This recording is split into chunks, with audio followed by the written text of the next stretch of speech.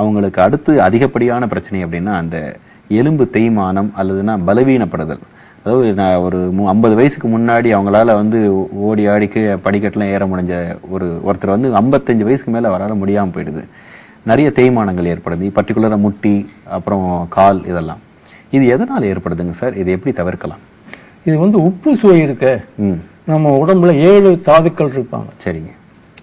நம்ம சாப்பிடுற சாப்பாடானது ரசமா மாறி, ரத்தமா மாறி, சதையா மாறி, கொழுப்பா மாறி, போனா மாறி, போன் மாறவா மாறி, அப்புறம் தான் பிந்துவா மாறுது. சரிங்க. இந்த உப்பு சுவை கொண்டு அதை சௌரி பண்றது ரொம்ப கஷ்டம். ஓகே. இந்த எலும்புக்கு சில பேர் உட்காந்து சடக்குன்னு கீழே உட்காந்தா எலும்பு முறிஞ்சிடும் வயசு. ஆமாங்க. அப்போ இந்த ஆஸ்டியோபோரோசிஸ்னு சொல்றாங்க, உப்பு சுவை குறைந்ததுதான். அப்போ உப்பு சுவை உணவு சாப்பிட்றப்ப இந்த இதுக்கு வராது. ஓகே.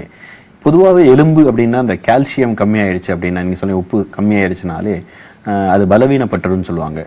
இப்போ இந்த பலவீனப்படுத்துத எந்தெந்த மாதிரி உணவுகள், உப்புன்னா சாதாரண உப்பு சாப்பிட முடியாது, பட் எந்தெந்த மாதிரி காய்கறிகள் இதெல்லாம் சாப்பிட்டா அந்த உப்பு சுவை தானா வரும் சார்? அப்ப அவங்களுக்கு என்ன, உப்புல உப்பு சுவையோட தோற்பு குறைஞ்சிருக்கான்னு பார்க்கணும். சரிங்க. ஏன்னா தோற்பு தான் ரத்தத்தை உண்டு பண்றது. ஓகே. அப்ப தோற்பை பார்க்கணும். இப்ப புளிப்பு சுவை கூடி இருந்தா புளிப்பு சுவையை குறைக்கணும். ஓகே. இப்ப உப்பு குறைஞ்சு புளிப்பு இருந்தா வாதம் வரும். ஓகே. உப்பு குறைஞ்சு கசப்பு கூடி இருந்தா குஷ்டம், அரிப்பு வரும். ஓகே. உப்பு குறைஞ்சு காரம் கூடி இருந்தா அல்சர் வரும். ஓகே. அப்ப அந்த நம்ம உணவு அவங்க என்ன சுவை குறைஞ்சிருக்கு அப்படின்ட்டு, உப்பு குறைஞ்சிருக்கு, இதுக்கு எந்த இது குறைஞ்சிருக்கோ அதை குறைக்கணும். ஓகே. அதை குறைச்சி உப்பை ஜாஸ்தி ஆக்கணும், அந்த இது சரியாயிடும். ஓகே. என்னென்ன ஆசனங்கள்லாம் இதுக்கு பண்ணலாம் சார்? ஆக்சுவலா ஆசனம் தாடாசனம் செய்யலாம். ஓகே. உட்கட்டாசனம் செய்யலாம். ஓகே. உட்கட்டாசனம் செய்யும் போது உள்ள என்ன நிகழ்வுகள் நடக்குது? அதாவது உடலுக்குள்ள என்ன மாற்றங்கள் ஏற்படுது சார்? அதாவது எலும்பு இருக்கு, லிவர் இருக்குல்ல. ஓகே. லிவர் தான் வந்து உப்பும் கசப்புக்கும் முக்கியமான வாட்டு. ஓகேங்க சார். கிச்சன். இப்ப இனிப்புக்கு வந்து பேங்க்ரியாஸ். சரி. உப்பு கசப்புக்கு வந்து நம்ம இது லிவரு. ஓகே. கால்சியம் இதுக்கு வந்து தைராய்டு. இப்படி ஒவ்வொன்றும் உள்ள பிரிச்சிருக்கு. சரிங்க. இந்த உப்பு லிவர் நல்லா ஃபங்க்ஷன் பண்ணும். ஓகே. இப்போ இந்த ஆசனங்கள்லாம் வந்து இந்த பிரச்சனைகள் இருக்கிறவங்க மட்டும் தான் பண்ணும், இல்ல ரெகுலரா பிராக்டிஸ் பண்ணாலே இந்த பிரச்சனைகள்ல இருந்து விடுபடுறதுக்கு வாய்ப்பு இருக்குங்களா சார்? அதாவது ஜெனரலா இருக்க செஞ்சுக்கிட்டு இருந்தா வராது. ஓகே. வந்துட்டா அந்த ஸ்பெஷலிஸ்ட், அவங்க அதுல ஈடுபாடு உள்ளவங்க. இப்ப நான் வந்து தனியா தான் சொல்லி கூட ஆளை வச்சுக்க மாட்டேன். சரிங்க. அப்ப இண்டிவிஜுவலா வருது, என்னத்தினால வருது, என்னத்தினால வருதுன்னு நல்லா தெரிஞ்சிடும். அதுக்கு தகுந்த மாதிரி சொல்லி கொடுத்தோம்னா கம்ப்ளீட்டா இதாகும். ஓகே. அதாவது ஒவ்வொரு உடலுக்கும் தகுந்தாற் போல செய்யணும் இல்லீங்களா? சாப்பாடும் சரி, பயிற்சிகளும் சரி, ஒவ்வொரு உடம்பிற்கும் தனித்தனியாக இருக்கக்கூடிய வாய்ப்பு. இப்போ ஒரு வண்டி இருக்குன்னா அது சில வண்டிக்கு 1 லிட்டர் பெட்ரோல் போட்டா 10 மில்லி தான் ஆயில் போடுறாங்க. சரிங்க. ஆட்டோக்கு வந்து 1 லிட்டர் போட்டா 40 மில்லி ஆயில் போடுறாங்க. ஓகே. ஓகே. நம்ம வண்டி என்ன வண்டி? ஓகே. இது அந்த வண்டிக்கு தகுந்த மாதிரி கொடுத்தாதான் நம்ம எல்லாத்துக்கும் ஒத்துக்கிறது. ஒன் சொல்றேன், ஒருத்தருக்கு வந்து இன்னொரு ஆளுக்கு ஒத்துக்கிடாது. ஓகே. ஸோ இண்டிவிஜுவல் கான்சன்ட்ரேஷன்ங்கிறது ரொம்ப ரொம்ப முக்கியம். ரொம்ப ரொம்ப முக்கியம். ஓகேங்க சார். ஸோ நேயர்களுக்கு எப்படி ஆசனங்கள் பண்ணணும்னு சொல்லி காமிங்க சார். எலும்பு தேய்மானம், ஆஸ்டியோபோரோசிஸ், அதாவது எலும்பு பலம் இல்லாததுக்கு இது ரொம்ப நல்லது. தாடாசனம். அடுத்து மூச்சை இழுத்துக்கிட்டு காலை மேலே தூக்கணும், நல்லா மூச்சை விட்டு மெதுவாக வரும். இது இந்த ஹாம்ஸ்ட்ரிங் மசில், தொட மசில், கை, எல்லா மசில்ஸும் நல்லா இழுக்க ஆரம்பிக்கும். அது மல்லாந்து படுத்தி, பெரியவங்க செய்ய முடியாதனால மல்லாந்து படுத்திக்கிட்டு செய்யலாம்.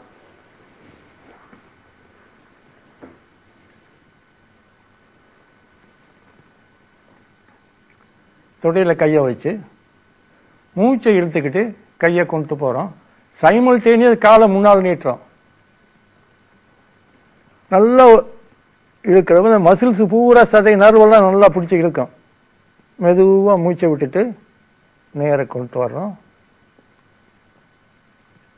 அடுத்து திருப்பி மூச்சை நல்லா இழுத்துக்கிட்டு கையை மேலே கொண்டு போகிறோம். நல்லா காலை முன்னால் நல்லா நீட்டுறோம். மெதுவாக மூச்சை விட்டுட்டு காலை கொண்டு வர்றோம். திருப்பி இன்னொருக்கா மூச்சை நல்லா இழுத்துக்கிட்டு கையை பின்னால் கொண்டு போகிறீங்க.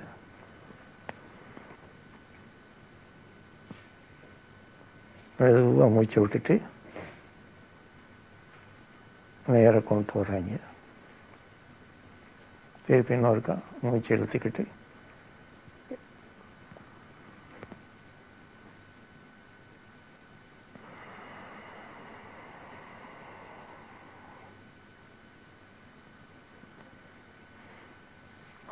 அடுத்தது உட்கட்ட ஆசனம். தி சேர் ஆசனாஸ்.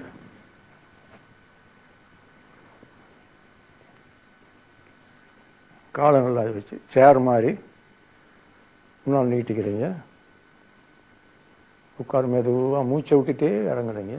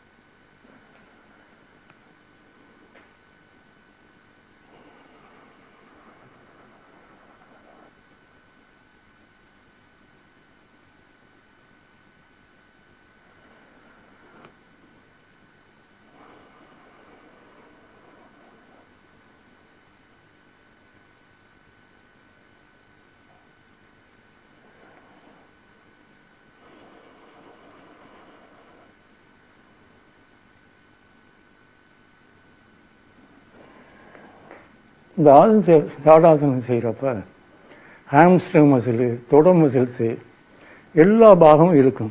ஸ்பைன் வந்து நேராக வரும். இந்த whole body weight falls on knee and hip. உடம்பு பாரம் பூரா முழங்காலில் தான் விழுகுது, இடுப்பில் விழுகுது. இந்த ரெண்டு பாகத்தையும் நல்லா வர சைனோவியல் ஃப்ளூயிட்னு முழங்காலில் சுரக்குது. அது ஒரு முட்டு உராயிறப்ப ஒரு எண்ணெய், அந்த எண்ணெய் பசை தேவையானதை உண்டானா இந்த முழங்கால் இந்த இதுகள்லாம் தொந்தரவுகள்லாம் ஒன்றும் வராது. அதனால இந்த தாடாசனம் செய்கிறது ரொம்ப நல்லது.